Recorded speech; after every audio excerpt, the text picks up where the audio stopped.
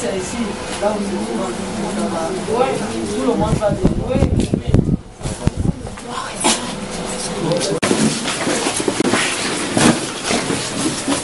Béni soit ton nom, notre Père et notre Dieu, pour ce rassemblement que tu as bien voulu rendre possible cet après-midi. Nous sommes ici, Seigneur, pour s'inscrire et voir comment, ô Dieu béni, nous pouvons prendre soin de ton œuvre et prendre soin, Seigneur, de nos familles éternelles. Nous invoquons la grâce divine qu'elle se déverse ici. Et que les jours prochains, Seigneur, nous voyons la rosée du ciel qui a couvert notre être. Nous voyons ta bénédiction, Seigneur, dans notre vie. Voilà pourquoi nous te prions que tu viennes toi-même par l'Esprit Saint présider, ô Dieu béni, cette réunion.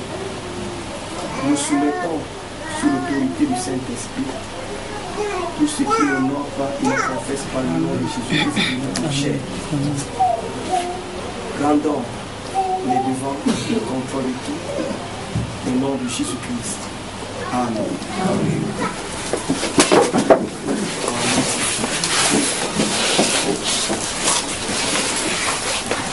Nous avons commencé à travailler il y a quelques semaines selon que le Saint-Esprit nous a révélé la chose ici. Nous avons eu régulièrement une réunion avec les hommes et certaines choses ont été arrêtées. Par la suite, nous avons tenu la réunion avec les sœurs et nous avons trouvé nécessaire avoir des travaux de temps en temps, parce que déjà la Bible dit que mon cœur meurt faute de connaissance. Parfois nous parlons de la misère, de la pauvreté. Nous sommes incapables de soutenir nos familles. Ce n'est pas parce qu'on n'a pas de moyens, mais parfois parce que nous n'arrivons pas à bien tracer la ligne budgétaire pour la gestion financière de ce que Dieu nous donne. Je voudrais rappeler à l'Église que l'argent que Dieu nous donne n'est jamais petit. Mais c'est l'utilisation qui fait problème. Parce que ce que Dieu nous donne est déjà grand. Et la Bible dit que si nous sommes fidèles dans les petites choses, nous le serons aussi dans les grandes choses. Si nous ne pouvons pas servir Dieu avec 50 000 francs qu'il nous donne, ce n'est pas avec 100 000 francs que nous le ferons, ou avec 500 000. La fidélité commence dans les petites choses. Et voilà pourquoi nous sommes ici pour bâtir cette fidélité et cette considération dans notre cœur, afin que personne ne se plaigne d'aucune manière. Nous avions voulu aller chercher des gestionnaires, peut-être dans les universités ou dans les grandes écoles, pour nous donner des cours. Mais le Saint-Esprit nous a orienté qu'il y a des dons parmi nous, des frères et des sœurs qui peuvent mieux nous aider dans ce travail. Voilà pourquoi la première réunion avec les autres. La seconde s'est suivie avec des sœurs. Et nous sommes ici cet après-midi pour déjà mettre les choses en marche. Mettre en marche. Afin que prochainement chacun sache comment marcher et comment s'en prendre. Nous aurons donc ce soir 3 exposés. Mais après le premier, nous allons marquer une pause café où nous irons prendre un sandwich avant de revenir pour suivre les seconds exposés. Voilà pourquoi nous avons annoncé vendredi que cette journée de dimanche sera un peu longue et qu'il fallait se préparer en conséquence.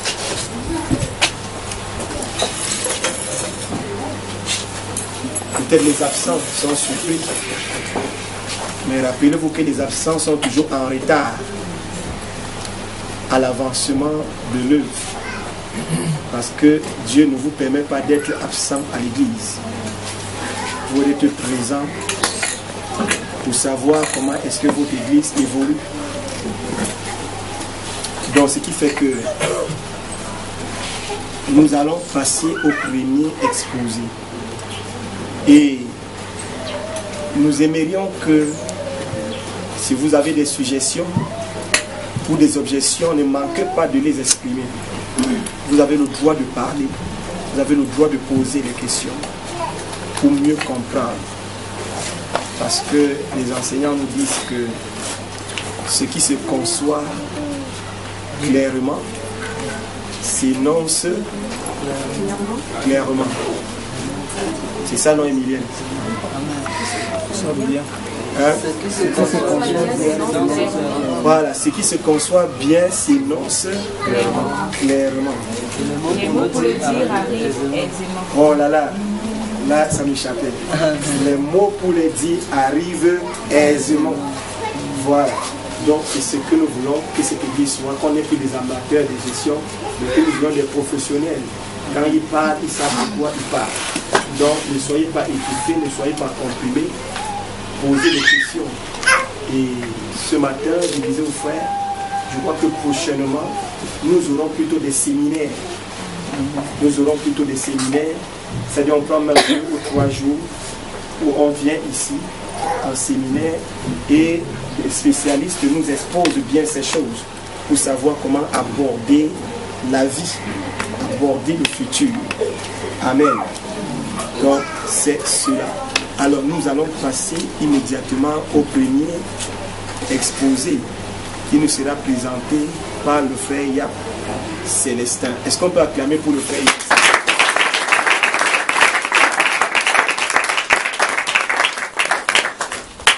Que le Seigneur vous bénisse. Amen.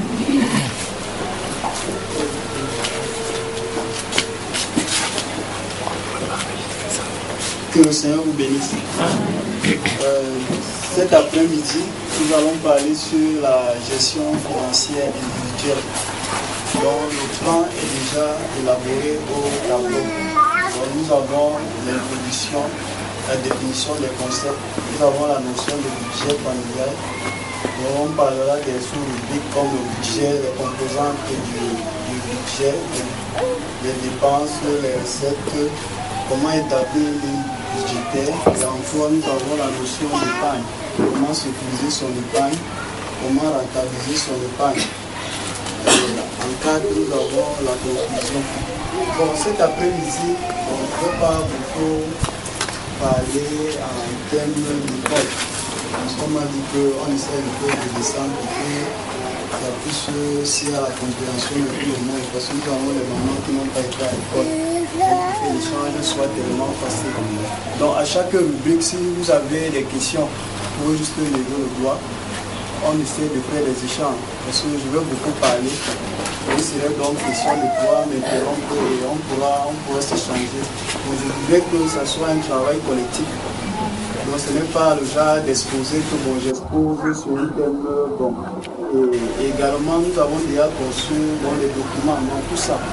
Vous aurez déjà ça. Vous allez demander au frère Capao de les sortir. Donc on va vous remettre des copies. Vous allez de temps en temps travailler à la maison. Que le Seigneur vous bénisse. Bon, en introduction, nous allons définir certains concepts. Parce qu'on ne peut pas commencer l'exposer dans certaines notions sans d'abord définir. Donc on appelle ça la base. Parce qu'on va utiliser les termes techniques tout à l'heure. Il faudrait qu'on puisse déjà avoir la compréhension de certains concepts. Temps pour moi. S'il vous plaît, quand vous disiez que vous aurez toute la documentation de sa présentation, en fait, toutes les présentations qu'on va vous faire, vous en aurez la documentation. Donc, déposez les stylos et mettez toute l'attention pour écouter et recevoir et poser des questions. Vous aurez toute la documentation qui est même un peu plus enrichie que ce qui est écrit au tableau. Donc, concentrons-nous pour recevoir et poser des questions. Merci beaucoup.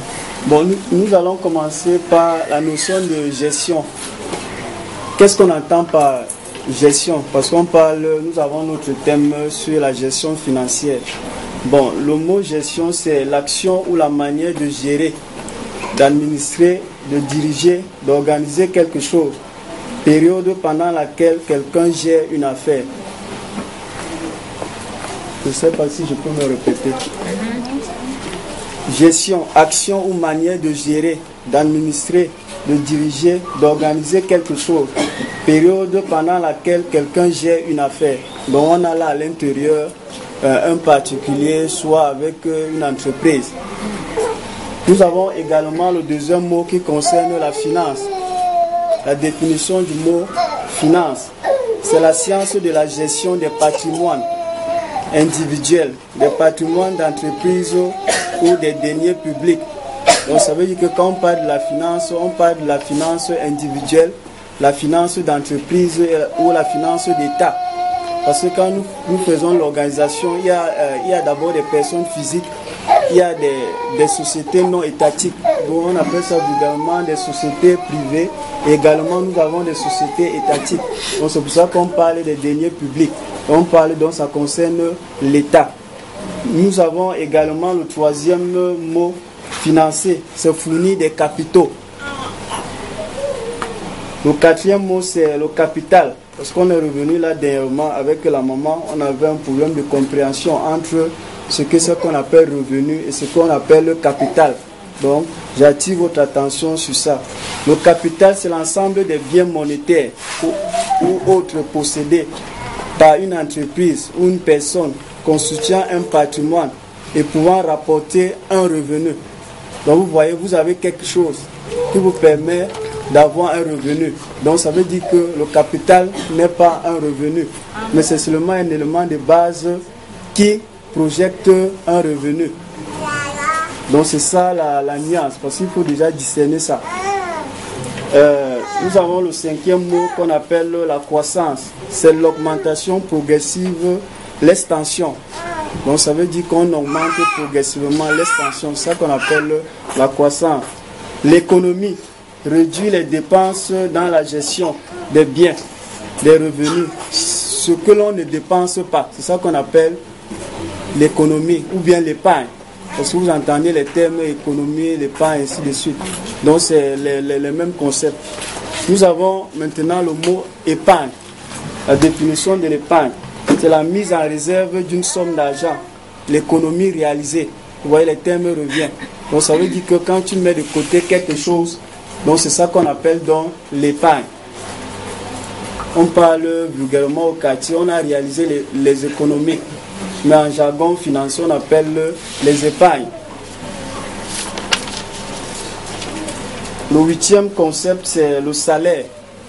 Somme d'argent perçue à titre de rémunération d'un travail. Donc ça veut dire que vous effectuez un job, ou bien un travail, ou bien une activité, dont le salaire qui est dû. Donc ce qu'on vous donne. Donc c'est ça qu'on appelle le salaire. Le neuvième concept, c'est les besoins. Ce qui est nécessaire ou indispensable. Parce que tout à l'heure, nous allons parler des budgets. Nous allons appliquer certaines formules dont les termes là vont revenir. Donc un besoin, bon le besoin ça veut dire que quand tu as besoin de quelque chose, si je peux me répéter comme ça, donc quelque chose d'indispensable, quelque chose de vital. Donc ça veut dire par exemple tu veux manger, c'est un besoin. Tu veux t'habiller, c'est un besoin. Et nous avons également le 10e mot, la consommation. C'est faire usage de quelque chose pour sa subsistance, autant pour moi. Et le 11e terme, c'est la rente. Parce que tout à l'heure, on va parler de la notion de pagne. Donc, on parlera des placements. De temps en temps, on va parler des rentes. Une rente, c'est les revenus annuels. Ce qui est dû à tous les ans, pour les fonds placés ou un bien mis à terme. Donc, voilà en fait les éléments clés que je vais utiliser dans mon langage tout à l'heure. Donc, s'il y a des incompréhensions quelque part, on peut juste revenir au niveau de la définition. Je ne sais pas si vous avez bien saisi ce concept. Donc, c'est ce que vous utilisez constamment et couramment au quartier. Bon, maintenant, on va donc passer sur la notion de budget familial. C'est là notre élément. Nous entrons maintenant au niveau de la notion de budget familial, mais je vais revenir sur la définition de budget. Bon, le budget ici, on entend par budget, c'est le total des ressources dont on dispose, moins les dépenses. Donc ça veut dire que ce que vous avez reçu, et on retranche les dépenses, c'est ça qu'on appelle le budget. Donc ça veut dire que par jour, en une journée, bon, je peux dire que bon, on donne la ration par exemple de 3000 francs. On dit par exemple de faire le budget, donc de faire le budget du marché, qu'on dit vulgairement. Donc ce que vous faites là, vous écrivez la tomate, ceci, cela, c'est ça qu'on appelle un budget journalier. Parce que je disais qu'il y a des termes qu'on utilise au quartier couramment, mais qui sont des termes scientifiques, qui sont des termes qu'on s'est assis pour pouvoir étudier et mettre à votre disposition. Donc vous les utilisez couramment, mais comme vous n'avez pas certaines notions, vous ne comprenez pas. Donc c'est ça qu'on appelle donc un budget. Un budget peut également être hebdomadaire. Hebdomadaire, ça veut dire que par semaine, vous pouvez établir un budget. Le budget dont vous ressortez ce qu'on appelle les dépenses, tout ce que vous voulez donc dépenser.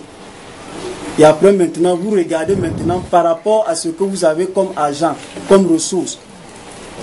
Donc c'est cette balance-là maintenant qu'on appelle donc le budget. Donc vous voyez si ce que vous voulez dépenser correspond à ce que vous avez comme argent. Donc on dit donc que vous faites donc un budget par semaine. Maintenant, il y a aussi le budget peut aussi être mensuel. Par exemple, pour les salariés. Donc à la fin du mois, tu sors l'argent ou bien tu appelles la soeur, vous vous asseyez, vous faites le budget mensuel. Vous voyez, on doit dépenser tant, on doit dépenser ceci, on doit dépenser ceci, on doit dépenser ceci. À la fin maintenant, le frère va donc regarder maintenant et la soeur vont donc regarder les poches. Si par exemple aux dépenses ou bien aux besoins qu'on a, est-ce que ça correspond exactement à notre portefeuille? Donc ce que nous avons comme argent. Donc c'est ça qu'on appelle le budget mensuel. Maintenant, nous avons également le budget trimestriel. Parce qu'on peut aussi faire un budget trimestriel pour voir en fait comment les choses peuvent évoluer à court terme. Donc quand déjà on parle de trimestriel, ça veut dire que 3 mois. Vous faites un budget de 3 mois. Vous regardez ce qui peut entrer à l'intérieur. Le budget aussi peut aussi être semestriel. Donc vous faites un budget de 6 mois. Et le budget aussi peut être aussi annuel. Vous faites aussi un budget d'1 an. Ainsi de suite, ainsi de suite. Donc c'est ça qu'on appelle donc le budget. Donc ce que vous faites alors au quotidien, c'est ce qu'on appelle donc le budget. Parfois vous le faites par ignorance. Mais c'est ce qu'on appelle donc budget. Maintenant nous allons voir ce qu'on appelle les composantes du budget. Parce que je parlais des termes et tout et tout. Maintenant, on va voir les composantes du budget. Dans notre rubrique ici, le 2, les composantes du budget, les dépenses. On peut aussi encore appeler ça les charges. On peut aussi appeler ça les emplois. On peut aussi appeler ça les sorties. Parce que j'utilise tous les termes pour que les comptables, les financiers, les gestionnaires se comprennent à l'intérieur. Donc maintenant, quand on parle dans les dépenses, donc on va donc ressortir les rubriques d'un budget. Donc tous les éléments qui entrent en compte dans les dépenses. Premièrement, nous avons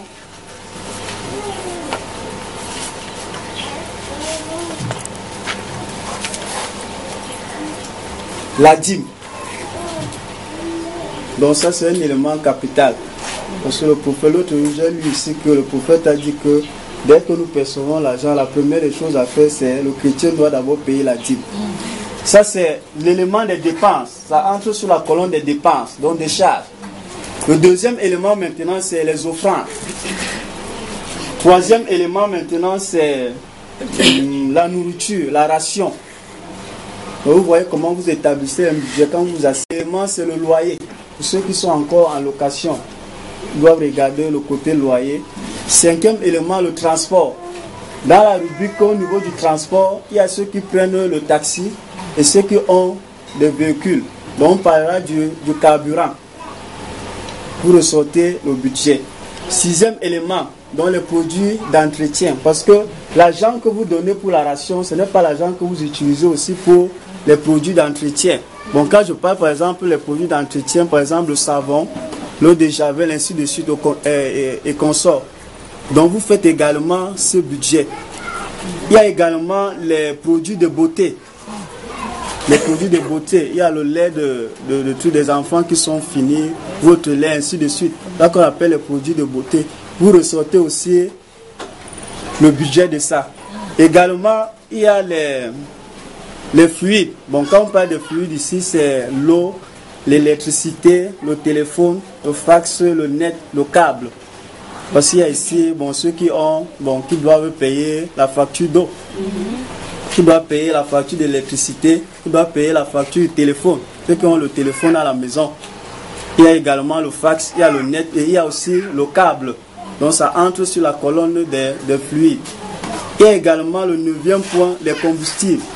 Les combustibles ici, on l'entend par le gaz. Ceux qui préparent avec le gaz, ceux qui préparent aussi avec le bois, ceux qui préparent avec le charbon. Donc vous faites aussi un budget par rapport à ça. Si c'est le gaz, on sait que bon, mensuellement, la bouteille de gaz peut te coûter 6 000 francs. Et ça fait pratiquement un mois. Bon, maintenant, si tu es dans les jonglages, que bon, il y a de temps en temps, tu utilises le charbon, tu associes aussi le budget là. Parce que tout doit être comptabilisé. Donc c'est ça qu'on appelle la gestion. Parce que parfois on fait les dépenses en l'air. Mais quand tout est comptabilisé, c'est ça qu'on appelle une ligne budgétaire. Quand tout est comptabilisé, tu ressors un budget par rapport à ce que tu as. Parce que tout à l'heure, quand on va faire les affectations et sortir le tableau maintenant du budget, donc vous allez comprendre la nécessité de pouvoir faire ce travail. Et j'ai dit tout à l'heure que c'est un travail que vous faites le jour. Mais comme vous ne faites pas ça par écrit, maintenant on vient donc maintenant vous aider pour pouvoir canaliser les énergies et vous amener quelque part. Parce que dans cet exposé, on voudrait vous amener quelque part. Amen. Il y a également le 10e point, l'argent de poche pour la femme. Parce que par mois, elle doit se faire une coiffure, ainsi de suite. Parce que ça ne doit pas manquer. On doit introduire ça dans le budget. Il y a également l'habillement de la famille. Ça fait partie des charges. Il y a également les loisirs dans la balade en famille. Oui. Donc on doit quand même sortir. Par exemple, les mariés là. Tu sors par exemple un dimanche après le culte, tu vas te balader avec les enfants et tout et la soeur. Donc tous ces éléments, parce que je suis en train de vous donner les éléments d'un budget que nous devons adopter, même si on n'a pas les moyens. Mais la visée c'est que nous devons marcher selon certains normes. Nous avons également les congés et les vacances qui doivent aussi être, on appelle ça visés. Voilà. Donc on doit établir un budget par rapport à ça. Parce qu'on ne se lève pas un grand matin, on dit que bon, les enfants vont aller en congé. Non, c'est planifié, on doit planifier. On doit planifier. Les vacances, on doit planifier. Nous avons également la santé. La santé, à tout moment, les enfants peuvent tomber malades. Donc, quand tu vas à la pharmacie ou bien au coin de la rue, là, quand tu achètes les médicaments, tu viens noter dans ton carnet que non. La semaine, si j'ai acheté tant. Parce qu'à la fin, du mois, on doit comptabiliser. Ou bien à la fin de la semaine, tu dois faire ta comptabilité. Et également l'éducation. Donc, on ne planifie pas l'année scolaire en août. Donc, ça veut dire que quand l'autre finit, tu commences maintenant à faire un budget par rapport à l'année académique qui vient, comme par exemple en 2015. Donc, toi, tu devais normalement commencer à préparer la rentrée scolaire en octobre 2014 pour l'année 2015. Tu commences déjà à épargner. Ce n'est pas en septembre, dès que tu arrives, on commence à faire le jonglage. Il y a également un autre élément, l'œuvre missionnaire. Parce que ça doit être planifié, parce que nous sommes des chrétiens.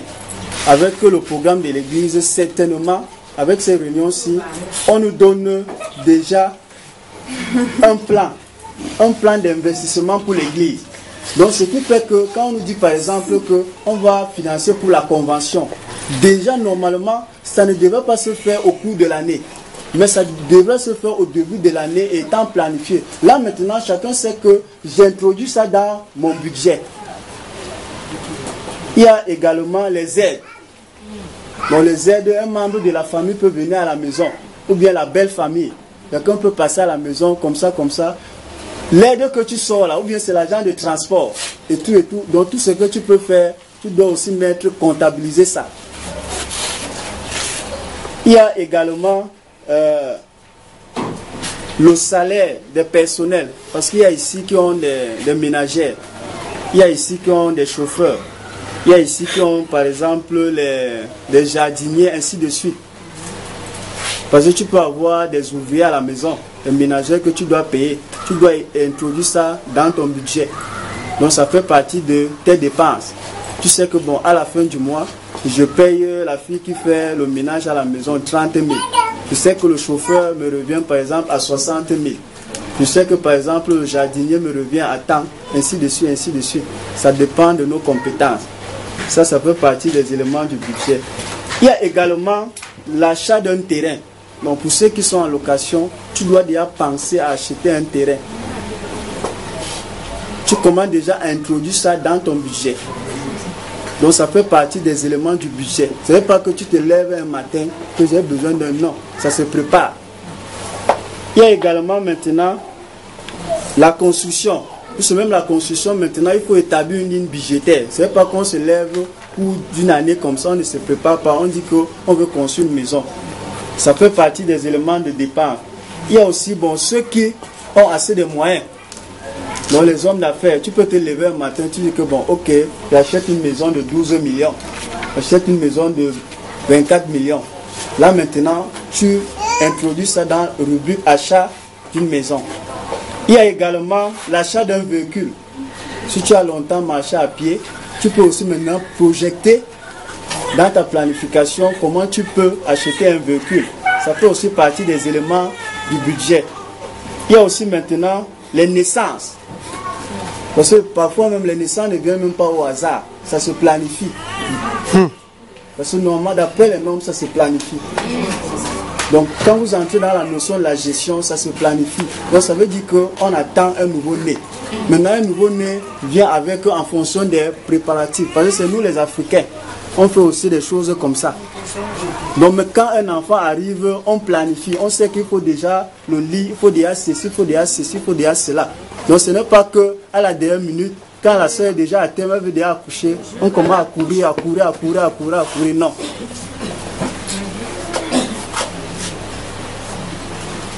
Il y a également les décès, donc les choses qui arrivent, donc des imprévus.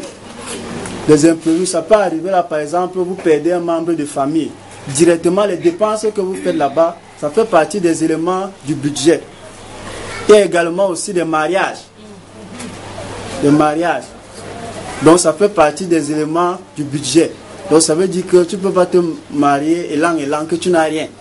Donc tu dois te préparer. C'est ça qu'on appelle la préparation. Donc tu te prépares. Et ça fait partie des éléments du budget. Donc ce que tu vas dépenser. Amen. Il y a aussi maintenant les éléments les dépenses, les investissements. Maintenant là, ça entre dans ce que tu voudrais rentabiliser, ajouter à tes revenus. Voilà en fait le schéma des dépenses. d'un chrétien dans toutes les rubriques. Maintenant, ça dépend, comme je vous disais la dernière fois, ça dépend de quelle catégorie vous êtes. Si vous êtes dans une famille qui survit, on va voir tout à l'heure si vous allez remplir ces conditions en établissant un budget. Si vous êtes dans une famille qui vit, on va voir tout à l'heure.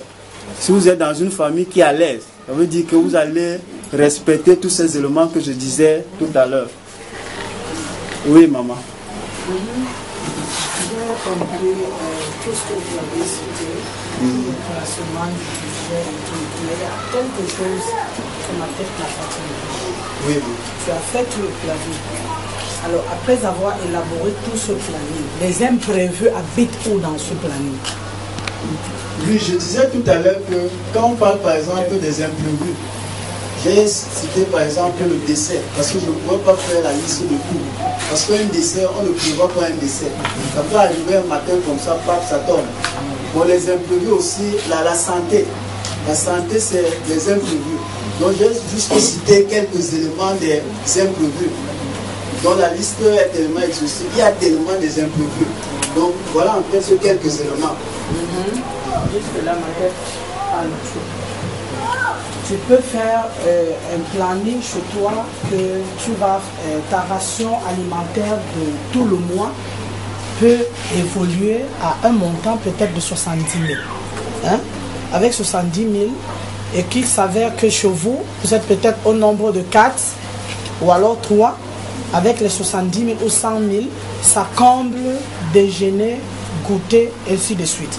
Alors, il s'avère qu'au cours du mois, tu te retrouves avec un surplus de 5 personnes chez toi. Comment est-ce que cela peut être géré? Le planning ayant été fait. Alors, c'est des choses que nous vivons chaque jour. Ok, on va revenir tout à l'heure. Je n'ai pas encore attaqué comment établir un budget. Je suis seulement en train de parler des éléments. Donc tout à l'heure, je vais revenir sur votre question en faisant un budget.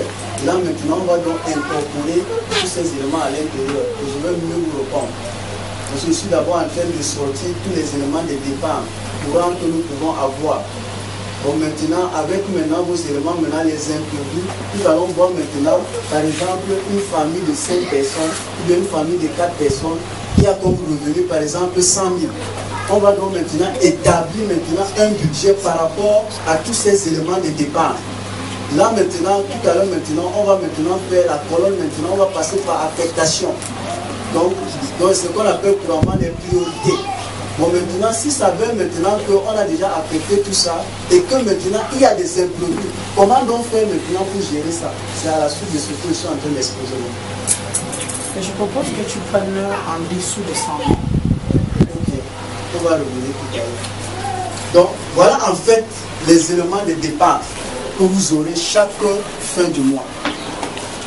Donc, chaque chrétien devrait donc connaître ses dépenses et savoir maintenant les planifier. Parce qu'après ça maintenant, on va donc attaquer maintenant au niveau des revenus. Qu'est-ce qu'on entend par revenu? Et ça fait partie des composantes du budget. Parce que le budget a deux composantes. Il y a les dépenses et il y a les revenus. J'ai fini avec la notion de dépenses. Maintenant, je voudrais m'appesantir sur les revenus. Je ne sais pas s'il y a une question jusque-là ou bien ça va. C'est bon? Ok, bon. Au niveau maintenant de la deuxième composante, concerne les revenus. Bon, ici, nous savons que tout chrétien ou individu, bien famille, doit créer ou développer la méthode des branches. Donc ça veut dire qu'un chrétien ne doit pas vivre avec une seule branche. Parce que si tu vis avec une seule branche, on va se retrouver dans le cas de ce que la maman a posé comme question tout à l'heure. Normalement, le chrétien doit vivre avec plusieurs branches. C'est ça qu'on appelle la méthode des échelles. Donc ça veut dire qu'avoir plusieurs revenus. Parce que si nous prenons par exemple le cas d'un salarié, parce qu'on est déjà sur les revenus, nous prenons par exemple le cas d'un salarié. Lui là, c'est 50 000 francs le mois. Maintenant, quand il établit donc sa ligne budgétaire, Bon, tu peux m'effacer ça.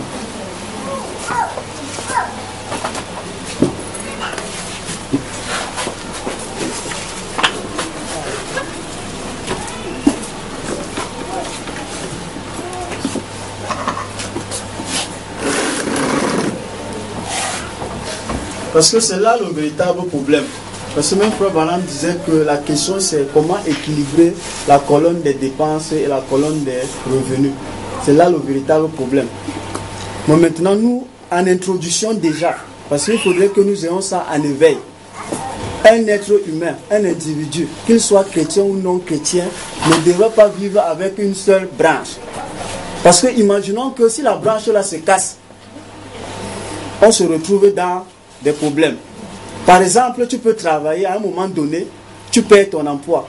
Et c'est ça qui est la source de revenus. Comment tu vas donc faire? Donc c'est pour ça que j'ai introduit ça, que tout chrétien doit vivre avec plusieurs branches. Donc ça veut dire que même si tu es salarié, tu dois savoir que comme je vis là, mon salaire à la fin du mois, je dois chercher une ou bien plusieurs branches. Là, je peux m'en sortir par rapport aux normes des dépenses que j'ai citées tout à l'heure. Nous prenons le cas. Par exemple, une famille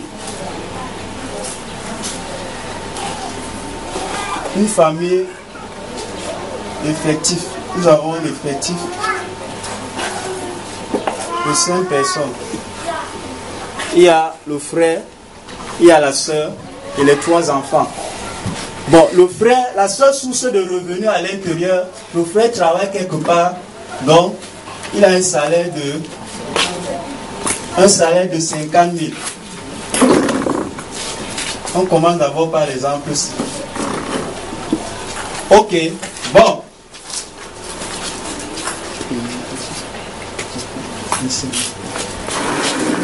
Comment établir donc une ligne budgétaire?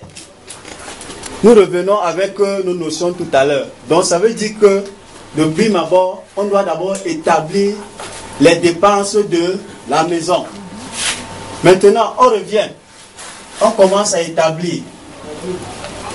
Premièrement, on fait au niveau des dépenses. Premièrement, on doit sortir la dîme. La dîme ici, c'est 5 000 francs.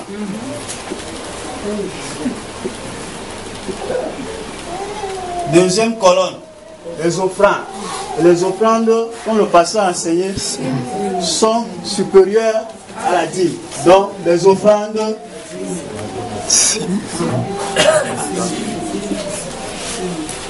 nous prenons le minimum, parce qu'il ne faut pas aussi afficher la famille là. Donc je rappelle que c'est une famille de 5 personnes. Et la famille là vivant avec une seule. Troisième élément qui est important, parce qu'on peut même jongler le bailleur, mais la nourriture. Le loyer. Bon, le loyer, le frère, on peut mettre combien? 20 000. 20 000. Bon, maintenant, après, il y a maintenant le quatrième élément, la nourriture. Non, je vais sauter ici. Non, il met d'abord la ration. Parce que le loyer, on va d'abord voir ça. Parce que si le frère ne mange pas,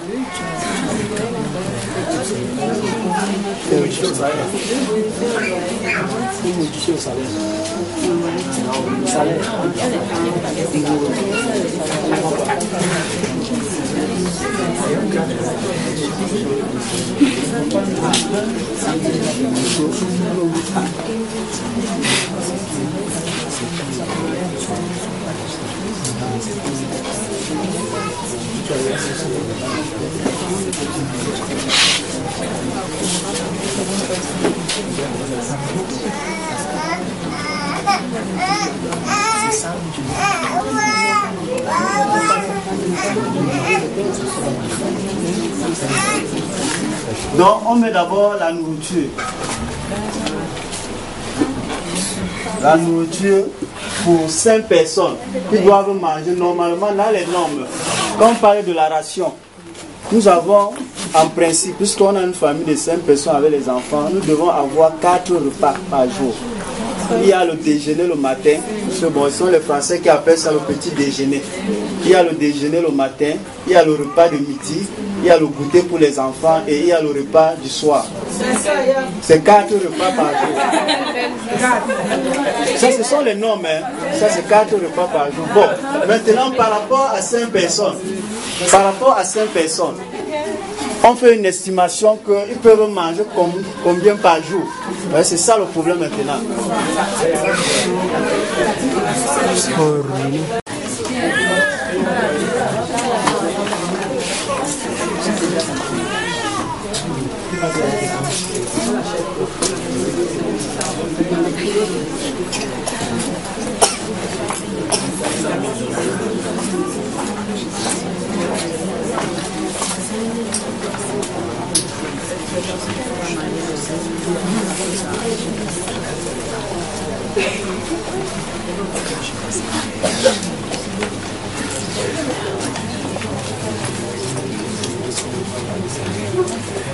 Je voudrais travailler avec vous, puisque je vais ressortir tous les éléments du budget chez Akomba.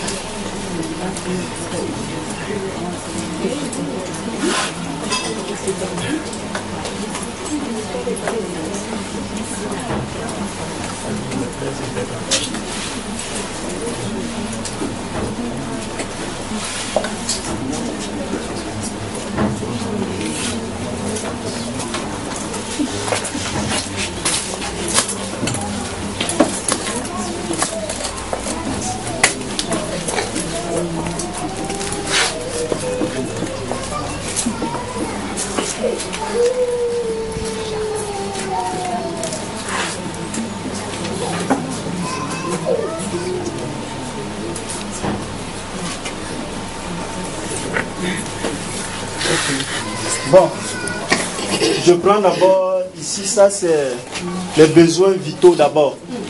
On prend d'abord les besoins vitaux, parce qu'on ne peut pas sortir toute la colonne. Bon, ici, sur les besoins vitaux, ici, on a jusqu'au 9e point. Il y a la dîme, il y a les offrandes, il y a la ration, il y a le loyer, il y a le transport, il y a les factures d'eau, l'électricité, il y a les combustibles, soit le gaz ou le bois, il y a les produits de beauté, il y a les produits d'entretien. Normalement, voilà quand même les besoins vitaux d'une maison au cours d'un mois. Maintenant, nous avons l'autre colonne ici, les imprévus, qu'on va énumérer tout à l'heure. Maintenant, une famille donc qui a ce revenu de 50 000, on va donc passer par méthode d'affectation. Avant qu'on ne sorte les tableaux, on va passer par affectation. On a eu que la dîme ici, c'est les offrandes. On a déjà 11 000, donc il reste combien? Bon, maintenant la ration. Parce que je veux que les mamans me disent la ration, une famille de 5 personnes.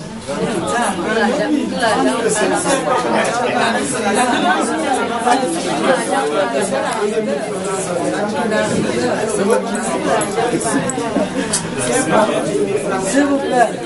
Allons-y. Donnez le montant. Donnez le montant. Ok. 30 000.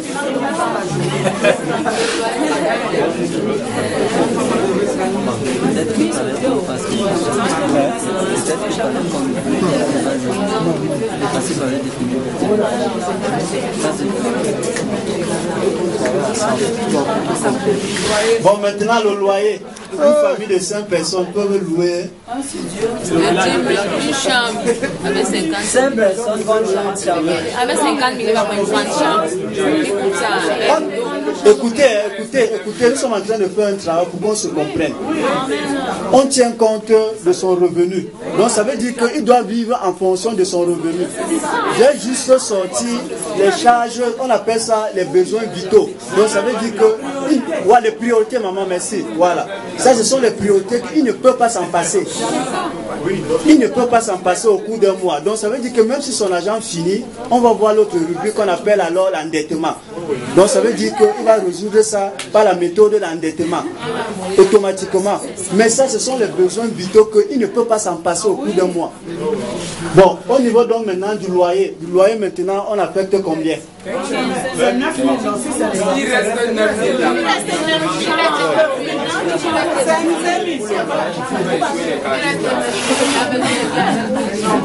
Maison de 9 000. Mais est-ce que... Dans la chambre, il y a où Dans la chambre, ici, on donne que la chambre commence à 10 000. Dans les chambres, 7 000 et 9 000.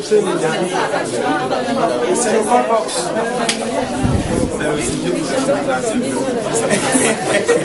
5 personnes peuvent rester Un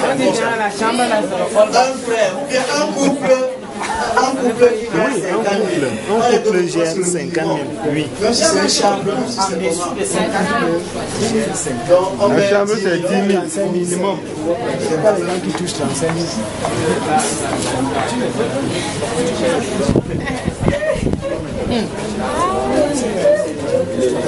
Je vais venir avec lui. Je vais venir, je suis là. Je me suis préparé. Le frère, lui, déjà, au-dessus de ce moyen. Donc, ça veut dire que le frère doit encore chercher 1000 francs. Bon, on continue, nous sommes encore ici. Maintenant, au niveau du transport, on peut dire Il marche à pied, quand le frère marche à pied, les enfants aussi vont à l'école à pied. Ils ne vont même pas à l'école déjà. Bon, maintenant, au niveau des fluides, maintenant, l'eau, électricité, téléphone, fax, bon, on prend simplement l'eau et l'électricité. Bon, maintenant, le frère, bon, ici on me dit que le frère va se ravitailler au forage ou bien à la source. Donc, ça veut dire qu'on exclut déjà la facture d'eau. Bon, maintenant le courant.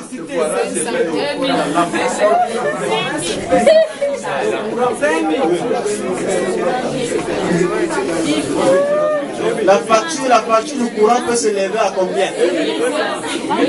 500 fourrages par mois. 1000 francs. 500 par mois. S'il vous plaît. Ayons l'attention ici, pardon, c'est très important. Sœur Alice. On continue ici. Sœur Alice. On travaille ensemble, parce qu'on a dit tout à l'heure que... Oui. Donc, nous sommes, la facture du courant est venue 1500. Bon, maintenant, au niveau des combustibles, maintenant, il y a le bois, il y a le gaz, il y a le charbon. Le bois.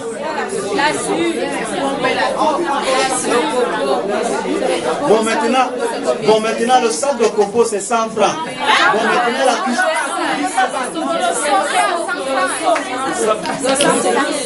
À 100 francs. Bon, maintenant, on sous-entend qu'au cours d'un mois, la soeur peut dépenser combien pour le copeau? 3 000.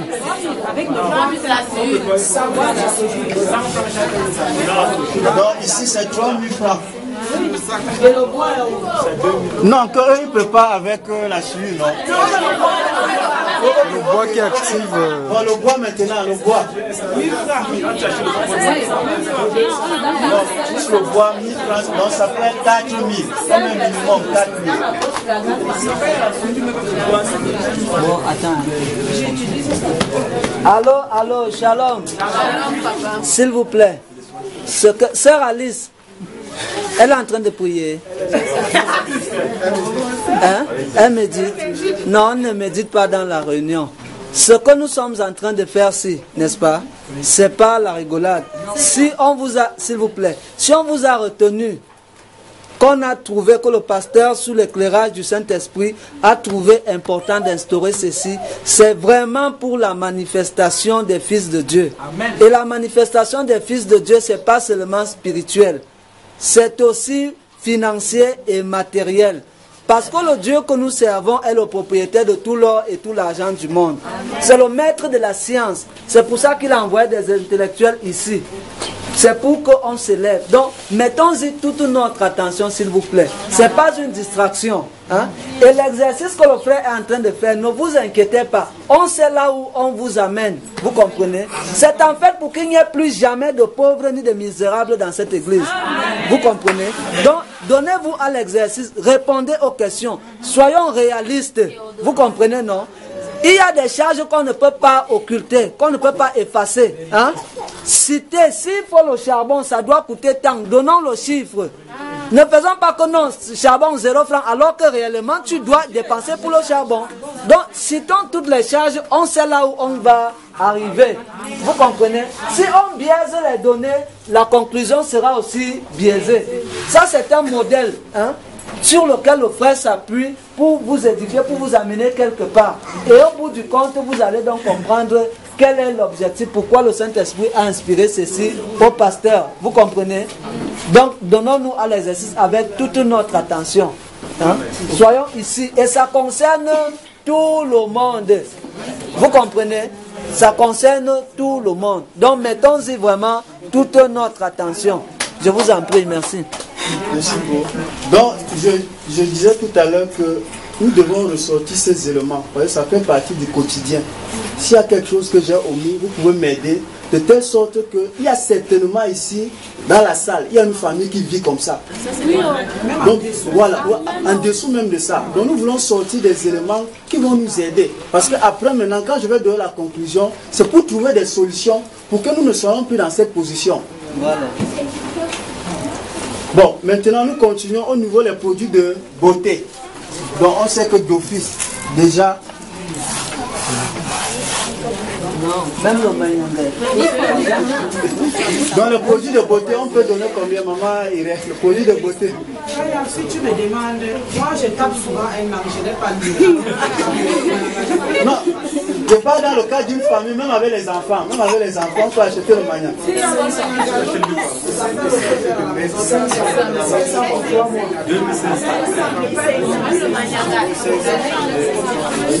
Ok, bon. Je vais essayer de bien éclaircir la question. Sur les produits de beauté, nous sommes dans une famille de 5 personnes.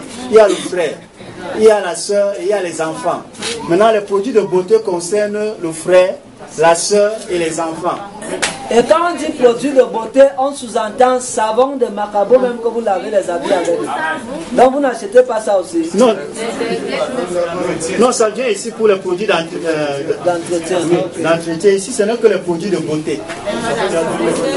Bon, déjà, au niveau des produits de beauté, il y a des pâtes dentifrice. Papier hygiénique.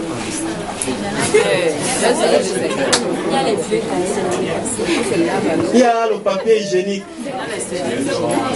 Il y a le savon. Il y a le lait de toilette. Donc on peut estimer le budget à combien? Oui, allons-y. La soeur a une préoccupation là. Ma préoccupation, c'est au niveau des montants qu'on est en train de donner. Est-ce qu'on est en train de partir d'une généralité ou alors d'une moyenne? Parce que si on parle de la moyenne, ça veut dire que là, on est un peu en train d'exagérer. Parce qu'on est tous conscients que n'importe qui, si on se retrouve avec une famille de 50 000, par exemple, quand on dit 5 000 de, je ne sais pas moi, d'huile par exemple, on sait qu'il y a des familles où les gens, c'est pas possible, frère. Je dis que partons d'une moyenne. Ça dit que si on prend 10 familles, sur les 10 familles, 5 vivant comme ça là, ne peuvent pas se permettre l'huile 5 000 francs. C'est vrai, c'est vrai. Il y a l'huile qu'on fait avec les noix de trucs là. Oui, la maman et les enfants Il y a même souvent le papa, il ne se rend pas. Soyons réalistes quand même. Oui, c'est ça que je suis en train de dire, que je vous donne la parole parce que moi je ne veux pas affecter ces éléments. Donc je voudrais travailler avec vous parce que nous sommes tous sur le terrain. Donc je voudrais que chacun parle et on essaie d'arriver à une conclusion par rapport à une famille avec un revenu de 50 000. Donc on essaie de noncer maintenant les priorités. Ça, ce sont les priorités. De chiffrer, de donner que bon, on peut donner comme ça, on peut donner. Si par exemple la famille n'utilise pas la pâte dentifrice ou bien ils utilisent le sel, on met de côté la pâte dentifrice. Oui. Dans le cadre général, on peut arrondir cela à 50 000, à 5 000 francs. Puisqu'il y a déjà l'huile que peut-être le papa et la maman utilisent. Il y a aussi l'huile que les enfants vont utiliser, l'huile de camion. Ça coûte donc combien? Parce que tout s'achète, bro. Tout s'achète en ville. Les enfants vont utiliser l'huile qui coûte 500 francs. Oui. Ça va finir. Oui.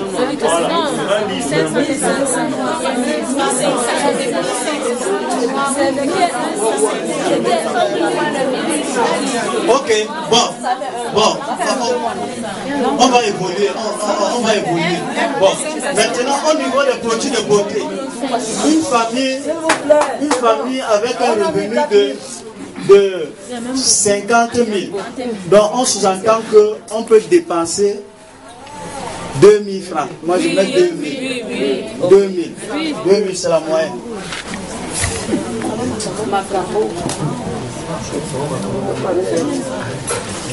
Bon, maintenant, les produits d'entretien. Les produits d'entretien, c'est le savon Macabo qu'on lave les assiettes. Comment on appelle ça, les éponges métalliques là. En un mois, on peut dépenser combien, les sœurs? Bon, le frère donne 3 000. Un salaire de 50 000. Le frère dit 2 000, l'autre dit 1 000 francs. 1 000 francs selon le salaire. Bon, moi je mets 1 500. 1 500. C'est bon à 1 500.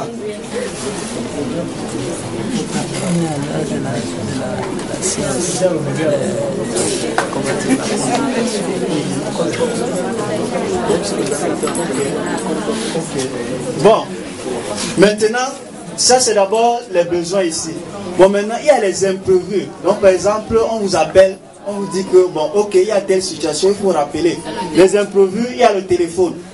Parce que là, maintenant, il y a le téléphone qui entre au niveau des imprévus. Normalement, vous pouvez appeler. Ou bien, vous pouvez charger votre téléphone, même pour 500, pour 1000 francs, ça vous fait un mois. Il faut quand même passer des coups de fil. Hein? Non, je parle au niveau des imprévus. Je parle au niveau des imprévus. Ou bien par exemple, tu peux aller au call boss, tu appelles pour 50, ou bien pour 100 francs, ou bien pour 25. Donc déjà, ici déjà, le téléphone ici. Bon, le téléphone, on peut mettre 500. Bon, on suppose que l'enfant a chauffé la nuit. La santé. On prend un cas comme ça. Bon, maintenant, comme c'est une famille qui n'a pas assez de moyens, normalement, la rubrique même pharmacie, ça a des problèmes. Donc, on va se ressourcer chez le docteur du quartier. Donc, c'est que bon, ok, même avec 500 francs, ça peut traiter le cas.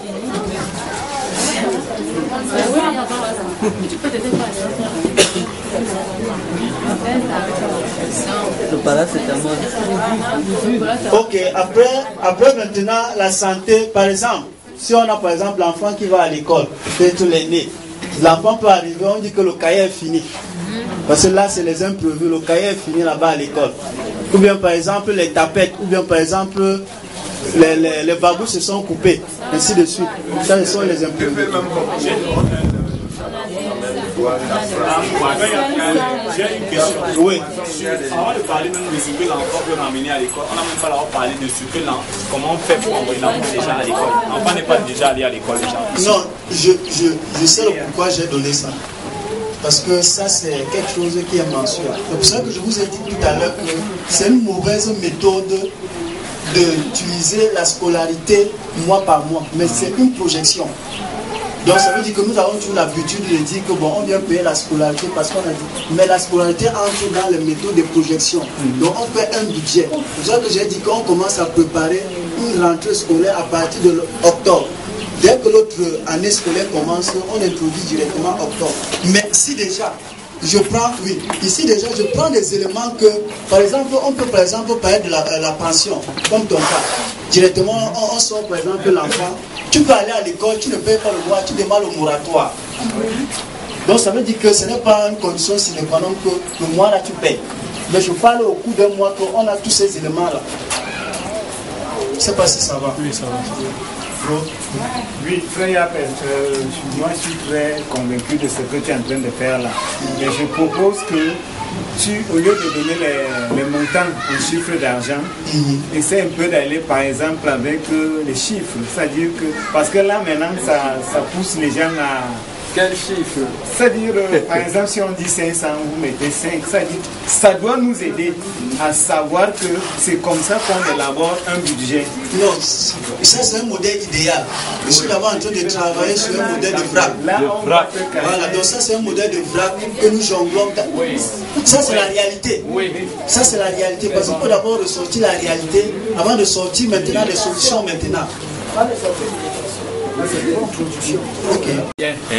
Parce qu'il est assez clair pour que l'Église se rende compte de la difficulté que chaque chrétien vit chez lui. On peut avoir un montant de 50 000 comme nous avons pris comme exemple. Vous voyez, quand on planifie qu'après un niveau, on n'a plus d'argent, on se retrouve plutôt dans les endettements. C'est vous qui devez donc nous donner la solution maintenant. Donc mon problème ici c'est de ressortir tous les éléments et après maintenant j'apporte donc des solutions. Comment faire pour ne plus se retrouver avec ce cas-ci et quel est donc le modèle idéal? Amen. Bon, au niveau des imprévus, on peut d'abord s'arrêter là. Bon, maintenant, faisons donc maintenant la comptabilité du budget. Donc ça veut dire que tout ce que la famille a dépensé au cours d'un mois. Bon, nous commençons. Hein.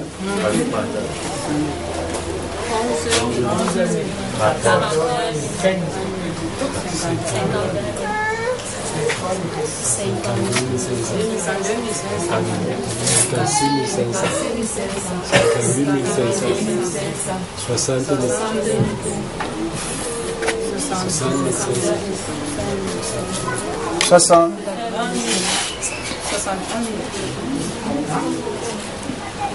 C'est le total du budget. 71 000. Oui, ça va. 7. 6. Non, c'est 6. Ok, donc ça c'est pour les dépenses qu'on a effectuées au cours d'un mois. Bon, maintenant, quand nous mettons dans la notion du budget, vous voyez déjà que le budget ici, c'est égal aux recettes moins les dépenses, non? Donc on se retrouve donc que le frère a un budget déficitaire de combien? De 11 000. En supposant que le frère a résolu tous ses problèmes. Bon, le frère, maintenant, je vous pose donc la question que le frère a trouvé les 11 000 là où?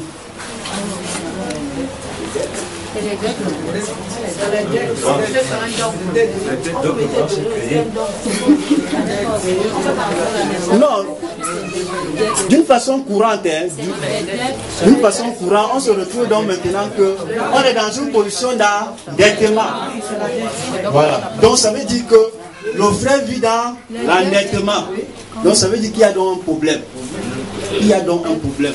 Donc c'est ça donc que nous allons donc résoudre. Ça revient donc à mon introduction que nous ne devons pas vivre avec une seule branche. Si le frère par exemple avait 2 branches, il avait un revenu de 50 000 normal. Et par exemple la soeur faisait le commerce.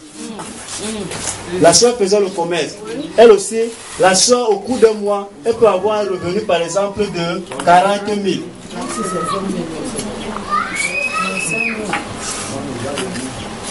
Cette famille devrait normalement s'en sortir. cette famille devrait normalement s'en sortir. Donc vous voyez comment nous travaillons et nous forçons dans certaines données. Donc ça veut dire que quand nous établissons un budget, donc au niveau des revenus, j'insiste sur cette colonne-là, qu'à compter d'aujourd'hui, nous ne devons jamais travailler avec une seule branche. Nous devons développer la méthode des échelles. Donc ça veut dire que si la branche ici se casse, je m'en sors avec l'autre branche. Mais essayez de faire au maximum, comme le prophète a dit, essayez de toujours faire le maximum de force, de vivre, d'établir la colonne entre les dépenses et les revenus. Lorsque nous vivons dans une solution d'endettement, ça veut dire qu'il y a donc un problème. Et nous devons donc sortir de là. Et comment donc faire maintenant pour ne plus vivre dans l'endettement? La première proposition, j'ai dit ici, la recherche des revenus, la soeur peut faire une activité. Deuxièmement, d'après la notion des revenus, le revenu égal à la consommation plus l'épargne.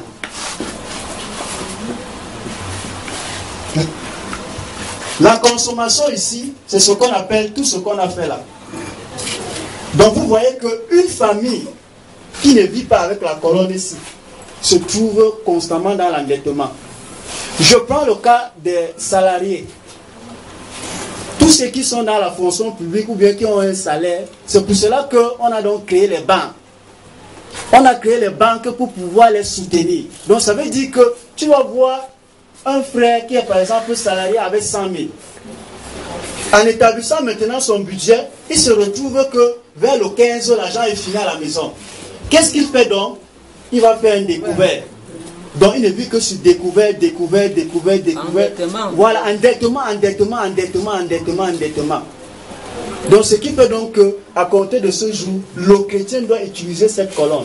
Maintenant, je vais revenir avec vous pour un autre exercice, mais le même exercice.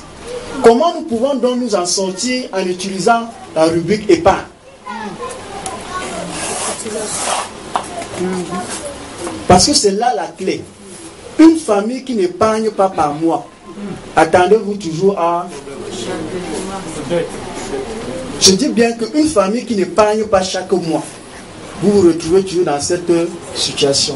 Maintenant, je voudrais donc établir donc un budget maintenant avec vous, en utilisant aussi cette colonne-ci.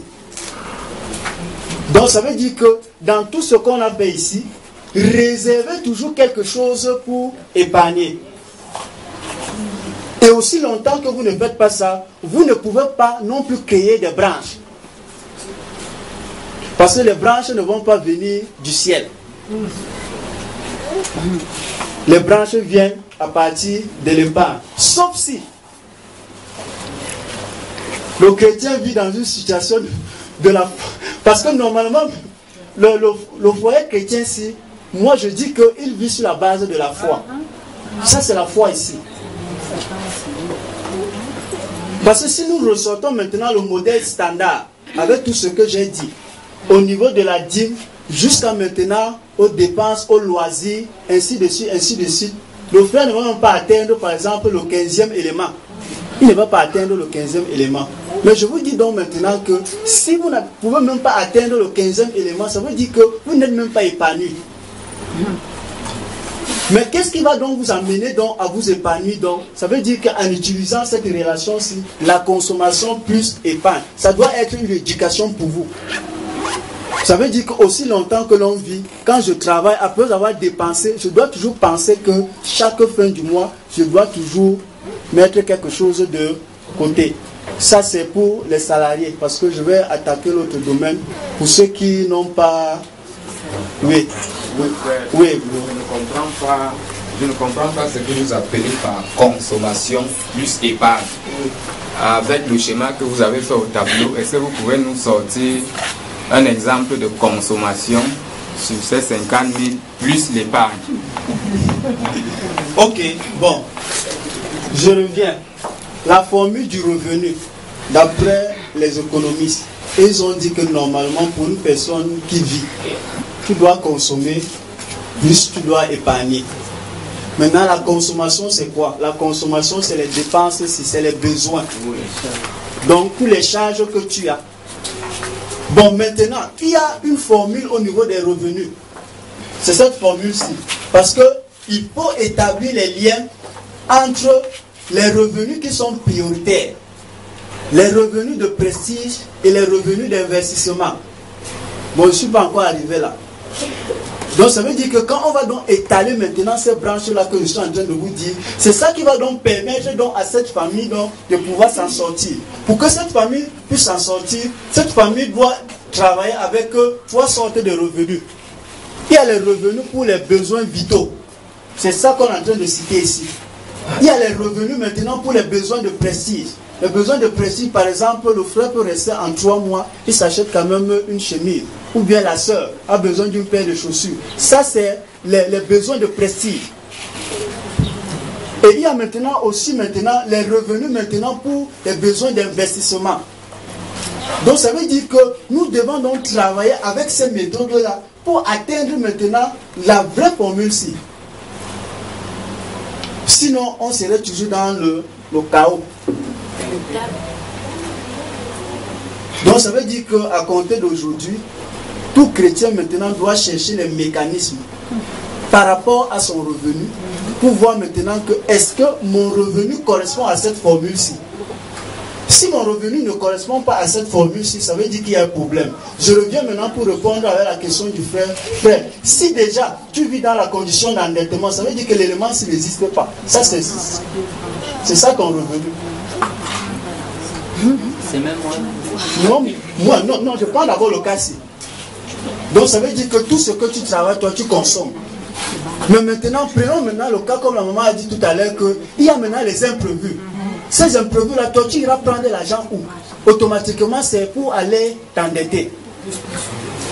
Mais maintenant, pour ne pas donc se retrouver dans ça maintenant, qu'est-ce qu'il faut donc faire? Ça veut dire qu'il faut établir des objectifs dans un couple. Il faut établir des objectifs à atteindre pour pouvoir fonctionner avec cette formule consommation plus épargne. Donc ça veut dire que ici déjà, la famille ici doit serrer, comment on appelle ça, serrer les ceintures. C'est ça. Voilà. On revient maintenant avec le mot sacrifice. Donc ça veut dire que cette famille-ci, avec ses besoins vitaux-ci, on commence maintenant à faire des sacrifices. Par exemple, les produits de beauté. Il y a déjà les colonnes ici qu'on peut enlever. Ou bien maintenant, on peut faire maintenant utiliser la méthode par diminution. Donc, voilà, on diminue la ration pour atteindre un objectif. Pour atteindre un objectif. Et l'objectif que nous voulons atteindre, ça veut dire que nous voulons être dans cet équilibre du revenu. Voilà, c'est ça la notion du revenu. Bon, pour ceux qui pensent que le revenu, ce n'est que consommation plus épargne. Oui, le frère. J'ai une question par rapport au modèle que tu as pris. Oui. Bon, il y a des cas, puisqu'on est sur un salaire de 50 000 francs environ, mensuellement. Oui. Bon, il y a des gens parfois, quelqu'un gagne 50 000 francs. Maintenant, pour pouvoir avoir la rubrique de l'épargne là, malgré tout ce qu'on a mis là, lui préfère d'abord peut-être enlever 10 000 francs sur les 50 000. Il dit que ça c'est mon épargne. Maintenant, dans les 40 000, il essaye d'équilibrer autant que possible. Loyer, dîmes, offrandes et tout. Et ce qui est sûr, c'est qu'il y a certaines rubriques là qui ne seront pas dans le budget.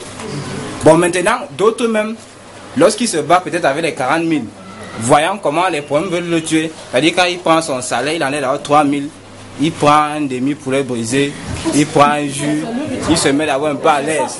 Que s'il ne veut pas ça, il risque même de mourir avant la fin du mois. Bon, maintenant la question que je me pose, c'est que quand cette personne parvient à mettre 10 000 francs de côté, après avoir fait tous ces sacrifices-là, parfois les imprévus que tu as mentionnés là, parfois il y a une pression. Et parfois la personne n'a pas suffisamment de courage pour ne pas aller encore mettre la main sur les 10 000 là. Donc comment donc cette personne va sécuriser ces 10 000 francs de telle sorte qu'elle-même, même si c'est fort comment, ne puisse plus y toucher. Même la ration. Bon, je disais tout à l'heure, pour le modèle-ci, comment faire pour résoudre le problème de sortie du frère ici? J'ai dit la première des choses, lorsque nous avons établi, on s'est dit que cette famille vit sous la condition d'endettement. La première des choses que j'ai apportées comme solution, ça veut dire que la recherche d'une seconde activité. Donc il faut créer automatiquement une nouvelle source de revenus. Voilà. Donc ça veut dire que si c'est le frère seul qui travaille, on trouverait donc une solution maintenant pour que la soeur fasse aussi quelque chose.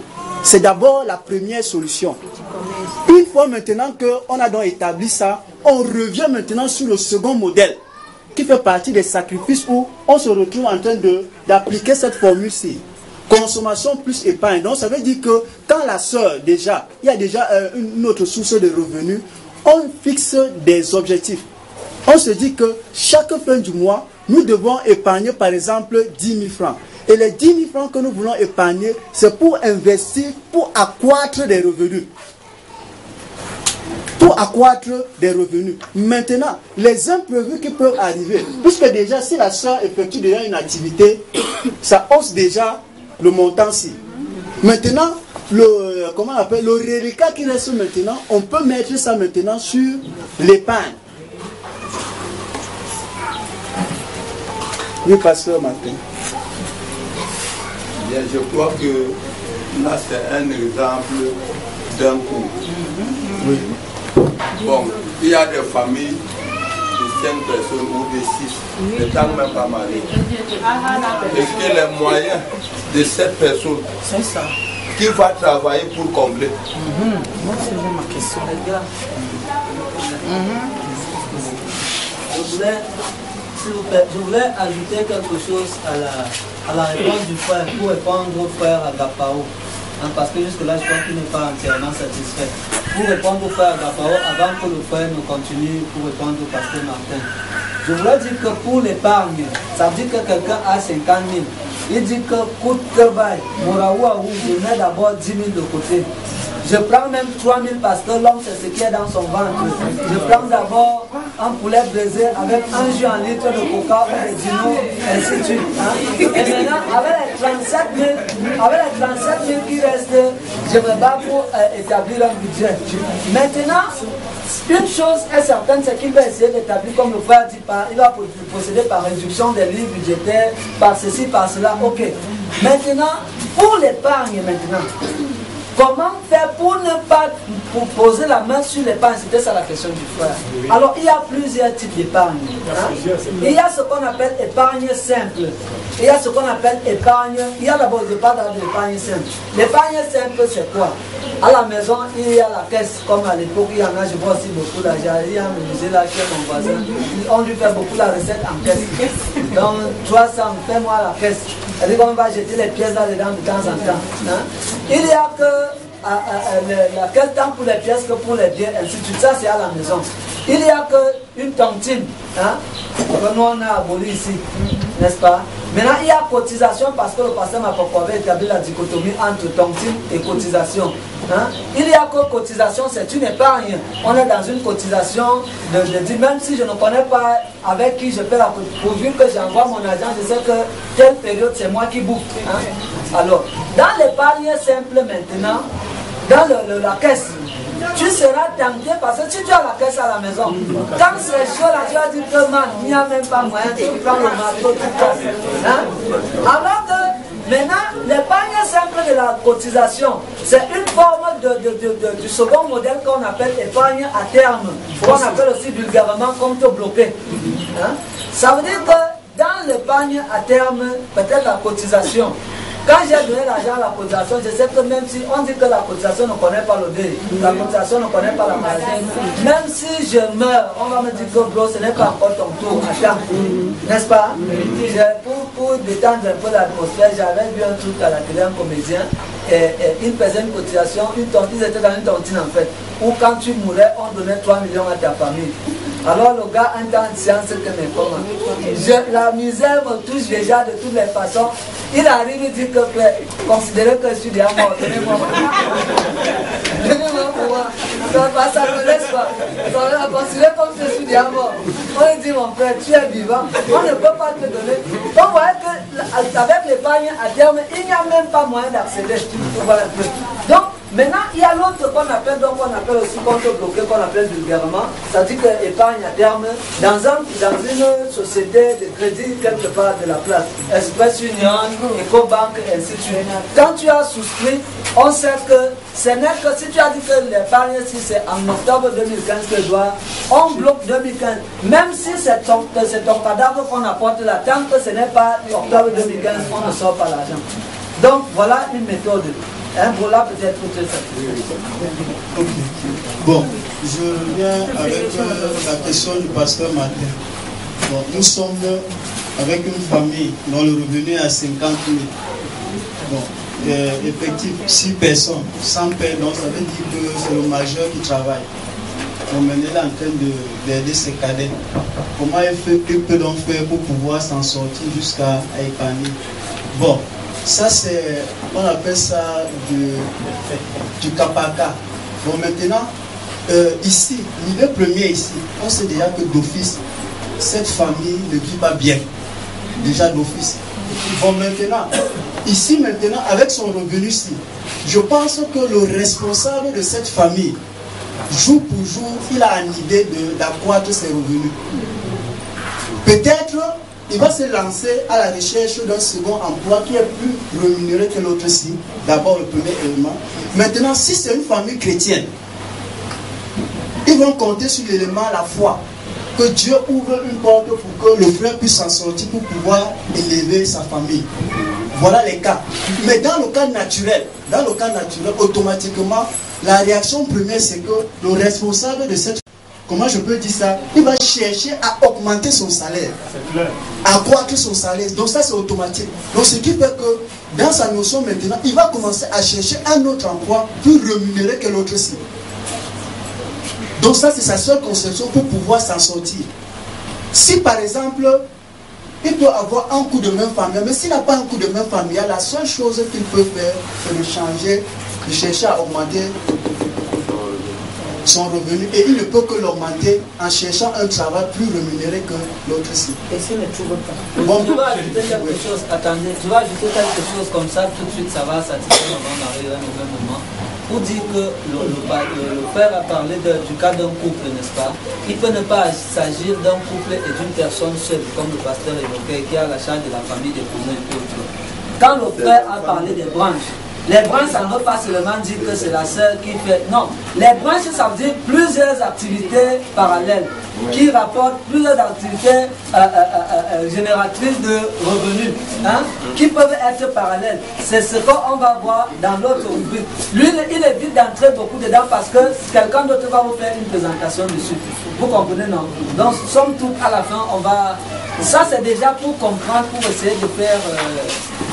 Bon, je disais ceci. Par exemple, si c'est un travail, puisque moi je voyais, quand je travaillais de l'autre côté de la Guinée, les gars faisaient comment, les gars maliens, voilà comment ils fonctionnaient. En journée, ils venaient dans les chantiers pour travailler. Donc si je vous ai parlé de la notion de plusieurs branches, en journée, ils venaient travailler avec nous dans les chantiers. Et en soirée, ils allaient faire le gardiennage. Maintenant, leur fonctionnement, c'était comment? Ça veut dire que l'argent qu'ils percevaient au niveau des chantiers, c'est ça qui payait le loyer, c'est ça qui était la ration, et c'est ça qui était leur transport. Maintenant, ce qu'ils percevaient au niveau du gardiennage, c'était leur épargne, leur économie. Et c'est ce qu'ils envoyaient dans le pays. Et je vous rappelle que tous ces étrangers maliens, burkinabés, c'est comme ça qu'ils s'en sortent là-bas. Ils ont compris qu'ils ne peuvent pas rien que fonctionner au niveau avec une seule branche. En travaillant avec une seule branche, ils ne pourront pas s'en sortir. Bon, maintenant, ici au Cameroun, maintenant, avec la conjoncture, on va te recruter par exemple à DAP. Bon, je prends par exemple le cas, à DAP, où on paye les 50 000.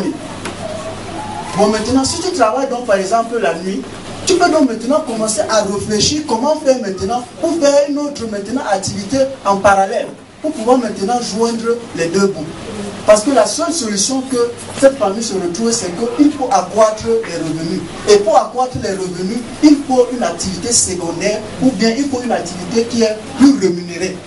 Voilà, à ce moment, tu vas trouver.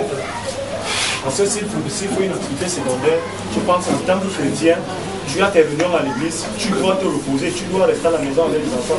C'est vraiment difficile à ce niveau. Oui, c'est ça que j'ai dit tout à l'heure dire que dans une famille donc chrétienne, c'est pour ça que je dis que dans une famille donc chrétienne, on renvoie donc maintenant la balle au pasteur. Ça veut dire que tu as un problème crucial. Il doit donc maintenant prier pour que maintenant Dieu puisse te bénir. Parce que notre Dieu bénit. Parce que moi je pense que notre Dieu bénit. Là où il y a nos insuffisances, lui il est comblement. Mais je parlais juste dans un cas général avec ceux qui n'ont pas Christ. Maintenant pour le chrétien, maintenant il est plus privilégié parce qu'il a ce qu'on appelle l'élément foi. Il a son Dieu qui le soutient et son Dieu qui pourvoit. Maintenant sa prière maintenant, il doit maintenant l'orienter avec l'homme de Dieu pour que maintenant Dieu ouvre une seconde porte plus meilleure pour pouvoir vivre à l'aise avec sa famille. Je pense que c'est ma part de modèle. Oui, maman.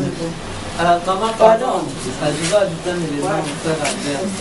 Pour dire que, frère, vous voulez que le frère vous dise ce qu'il ne doit pas déjà dire. Il y a un autre exposé qui va vous montrer comment vous pouvez vous en sortir. N'asphyxiez pas le frère. Il y a moyen de s'en sortir. Non, c'est pour dire qu'il y a moyen de s'en sortir, vous comprenez. Il y a moyen. Vous allez voir ça avec le prochain, le second exposant. Vous allez comprendre. Parce que quand on dit activité génératrice de revenus, seconde activité là, c'est pas forcément que je vais aller travailler moi-même.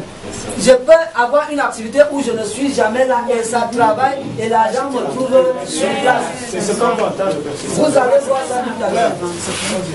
Pardon, excusez-moi. Comme moi je suis, j'aime bien comprendre. Oui, maman. Par rapport à, je vais m'appuyer sur le côté où vous parlez du chrétien ou du couple qui s'appuie sur la foi. Je suis très d'accord dans ce domaine-là, de ce côté-là, je veux dire. Je suis très d'accord là. Et parlant d'un second revenu ou alors d'une autre branche, voilà ce que je propose, que j'aurais voulu que vous m'enseigniez. Associer les autres peuvent aussi être d'accord, que vous nous enseignez. Parce que selon ce que le prophète, l'histoire de quelqu'un que le prophète Branham a raconté, et selon certaines personnes que moi j'ai lues dans la Bible, j'aurais voulu que vous parliez aux chrétiens, un couple peut-être qui a 50 000, l'apprendre à faire ce qu'on appelle l'appel aux bénédictions. Je vais aller dans un exemple.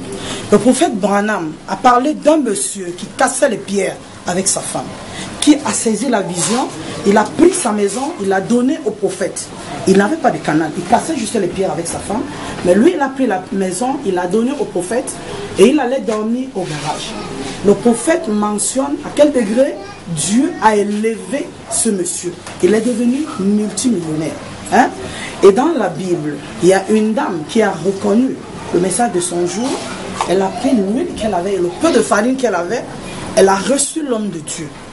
Et Dieu a béni cette dame parce que le prophète a dit que dans cette maison, l'huile et la farine ne manqueront point. Donc, quand je me mets sur le côté des chrétiens, d'un couple qui touche 50 000, je propose, frère, que vous conseillez, que vous nous conseillez à faire l'appel aux bénédictions. Parce qu'une chose est vraie que moi je crois, c'est Dieu qui bénit. La Bible dit que c'est la bénédiction de l'Éternel qui enrichit et n'est accompagnée d'aucun chagrin. Hein? Ok, on peut un peu beau mettre les garde-fous, on peut beau faire un bon planning, mais si Dieu n'est pas au premier plan de ce qui est fait, on peut avoir un salaire de 500 000, ce qui est sûr, on n'arrivera pas. Mais moi je crois qu'avec Dieu, qu'on ait même 20 000, on peut arriver. Qu'on ait même 10 000, on peut arriver. Mais cependant, faisons l'appel aux bénédictions. Avec les 50 000, si on fait la priorité, ça veut dire Dieu avant, le reste on vit. La Bible dit qu'il n'est redevable avec personne. Et il dit que mettez-moi à l'épreuve. Donc c'est ce que je proposais en disant, amenez-nous à faire l'appel aux bénédictions. Moi j'aime chasser les bénédictions. Parce que quand je les chasse, même quand je tombe, ils ne me laissent pas. C'est ce que je voulais un peu parler. Pardonnez-moi si j'ai mal parlé. Merci beaucoup pour votre Oui, maman, merci beaucoup. Mais ce que tu dis trouvera un élément de réponse ou alors sera clairement dit. Hein? clairement évoqué dans le second exposé aussi. Tu comprends? Parce que tu as la frère Jean-Joël, il a besoin de masse. Parce qu'un couple qui a 50 000, non, excuse-moi un peu, de nos jours, ne peut pas bien s'en sortir. Oui, maman, écoute, ça veut dire qu'on a segmenté. Comme on vous avait dit, quand vous présentez la vision, non, on vous a montré comment on a segmenté la chose, n'est-ce pas? Donc il y a des modules. Tous ces modules se complètent, vous voyez, non? Et tous ces modules vont donner toute la capacité à tous les niveaux, tant spirituel que matériel, ainsi de suite, tant sur le plan naturel que sur le plan spirituel, donner toutes les capacités pour s'en sortir. Hein? Donc ça, c'est d'un autre côté. Et en fait, quand tu vas suivre le second exposé, tu vas donc comprendre aussi ce que tu dis là. Mais même dans ce que tu dis, le frère avait déjà dit qu'il y a le volet foi. Hein? Il y a le volet foi qui fait à ce que quand on est au-dessous de ces... Parce que quand il dit qu'il faut aller voir l'homme de Dieu, c'est justement pour qu'en voyant l'homme de Dieu, il va vous ouvrir les yeux. Il va vous dire que frère, peut-être ceci, comment est-ce que tu gères tes finances par rapport à l'église? Quelle est la place de Dieu dans ta vie, dans tes économies, ainsi de suite? Quelle est la place de Dieu? Il va te donner un conseil qui va faire à ce que tu puisses attirer la bénédiction sur toi. C'est oui, frère Jean-Joël, je comprends. Je veux aussi ajouter quelque chose dans ce que tu dis. Aller voir l'homme de Dieu, c'est bien. Mais Abraham a reçu Dieu, il a reçu 3 personnes chez lui, ne sachant pas que Dieu était là. Côté foi, il y a dîme, il y a offrande, mais il y a aussi qu'un frère s'amène chez toi. Tu ne vas pas dire que comme il y a 2 morceaux de poisson dans la marmite, je ne vais pas recevoir le frère parce que j'ai équilibré mon planning. Alors le frère va rester, il va regarder la télé, vous allez parler messages et citations. Après le frère sort avec les lèvres blanches ou la soeur. Non, c'est toujours côté foi. C'est toujours côté foi. Oui, maman, ce sera, tu vas comprendre mieux dans le... En fait, tu auras davantage de satisfaction dans le second exposé. Bon, on peut continuer, non? On peut continuer.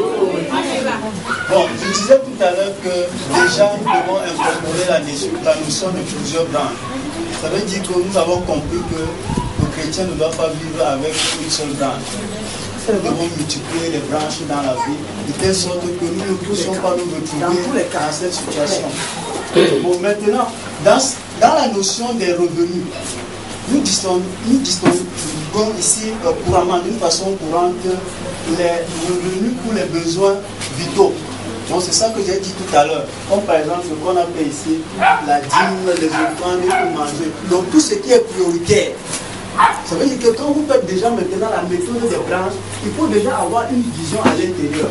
Ça veut dire que les revenus cités de personnes, comme je vous ai dit tout à l'heure, le cas des Maliens et des Burkinabés, eux, ils utilisent la méthode des branches par rapport à cette vision-ci. Lui, c'est par exemple que mon revenu ici, c'est par rapport à tel élément, à tel élément, à tel élément. Vous savez maintenant que le revenu que j'obtiens ici, c'est par rapport à tel élément, à tel élément. Donc le chrétien aussi doit aussi marcher en fonction de les rubriques. Le premier revenu ici, c'est pour les besoins vitaux. Donc ça veut dire que chaque fin du mois, tu sais que voici mes besoins courants du mois. Ça me rapporte ceci, ça me rapporte ceci. Voilà les charges. Maintenant, tu prends donc maintenant un revenu, tu affectes par rapport à ceci. Les revenus maintenant pour les besoins de prestige. Ça veut dire qu'au cours d'un trimestre, tu peux par exemple t'acheter une chemise, la chaussure, faire tel investissement, ainsi de suite. Ça, c'est les revenus pour les besoins de prestige. Et maintenant, il y a les revenus pour les besoins d'investissement. On parlera tout à l'heure ce qui concerne le volet épargne. Ça veut dire donc que si nous tous, nous fonctionnons avec ceci, nous pensons que l'Église est déjà équilibrée. Les chrétiens sont déjà équilibrés, les individus sont équilibrés. Maintenant, c'est à nous maintenant d'entrer donc maintenant au travail. Comment faire maintenant donc pour avoir ces plusieurs branches maintenant? Et je vous ai dit que la notion de ces branches-là passe nécessairement par l'épargne. Donc ça veut dire que si vous n'épargnez pas, vous avez des problèmes. Oui, j'ai l'impression qu'il y a un aspect qu'on a un peu négligé dans la ligne budgétaire. J'aimerais savoir s'il y a des normes de ligne budgétaire par rapport, n'est-ce pas, à l'élaboration du budget. Par exemple, le pourcentage du salaire que le loyer doit peut-être occuper et que ça ne doit pas dépasser.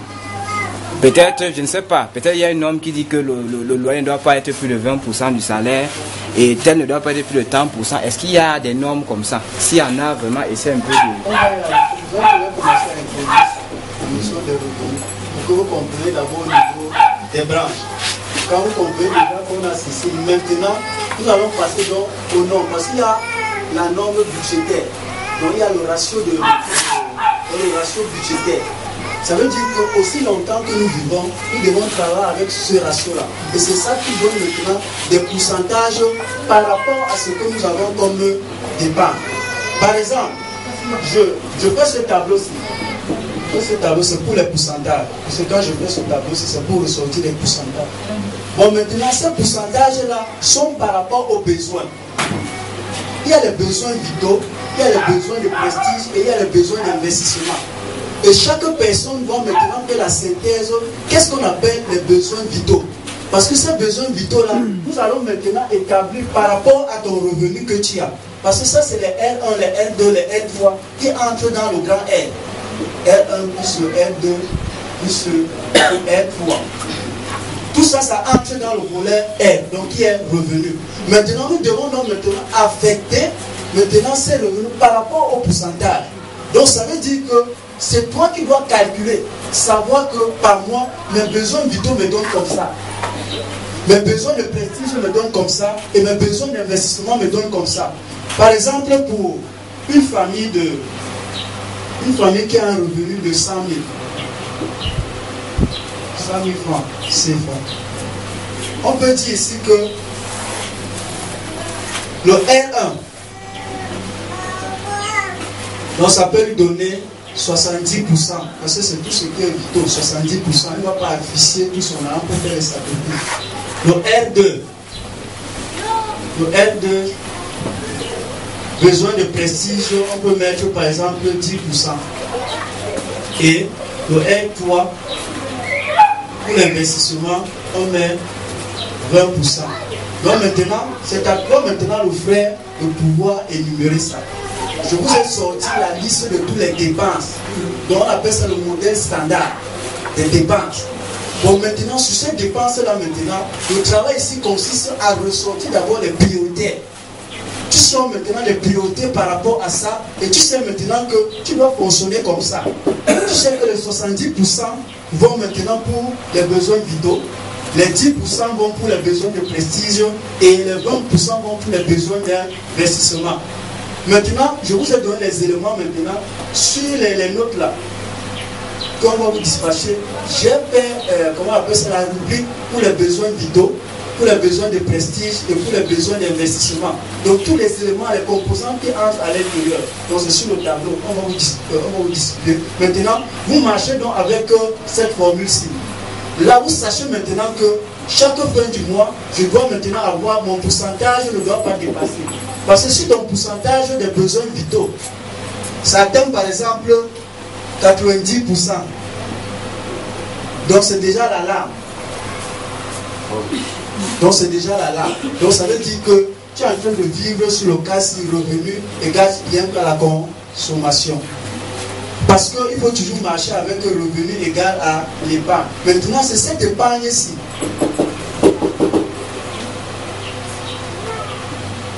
Oui, frère, il y a une question.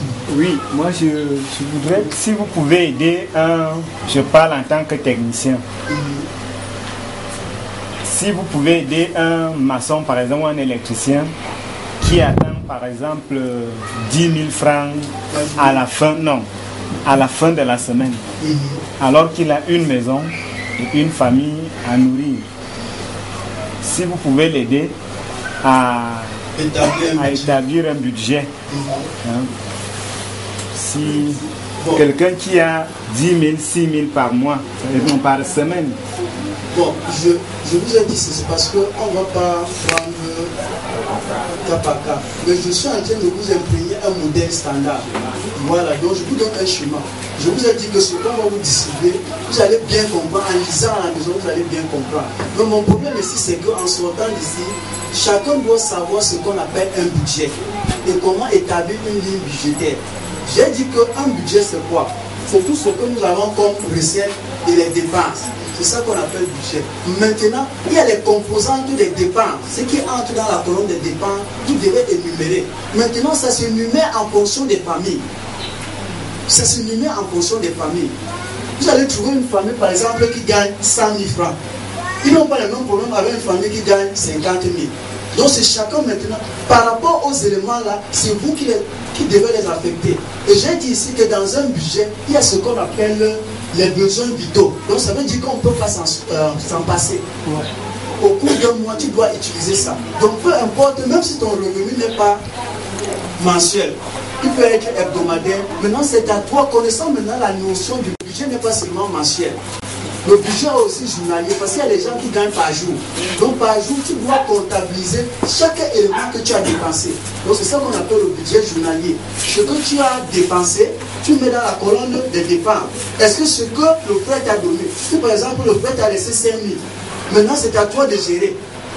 Tu peux maintenant faire toutes les dépenses en une journée. Tu vas toujours voir que la soeur va garder par exemple 2 000 francs. Les 2 000 francs que tu gardes là, ça entre dans les besoins d'investissement. Ça entre dans le portefeuille de la soeur, que c'est ça qu'elle utilise souvent pour aller faire les tontines, les cotisations. Donc ça c'est une forme d'épargne informelle. Donc ici ce soit mon point, c'est que chacun doit maîtriser d'abord ce qu'on appelle d'abord un budget, les composants d'un budget où j'ai tout énuméré. Maintenant c'est à toi maintenant de regarder la condition de ta famille. Tu sais que dans cette famille nous gagnons un revenu par exemple de 50 000. Qu'est-ce que nous dépensons chaque fin du mois? Parce que vous voulez que j'utilise les termes un peu. Qu'est-ce que nous dépensons ici dans cette maison chaque fin du mois? Le responsable de cette maison ou bien la gestionnaire, parce que là maintenant il y a deux problèmes. Dans un couple, il y a deux éléments qui interviennent. Il y a la personne qui apporte le revenu et il y a la personne qui gère. Mais dans nos familles chrétiennes, la personne qui gère un foyer, c'est la sœur. Donc c'est elle qui est la gestionnaire. Donc ça veut dire que c'est elle qui connaît élément par élément dans cette maison. Nous dépensons tant.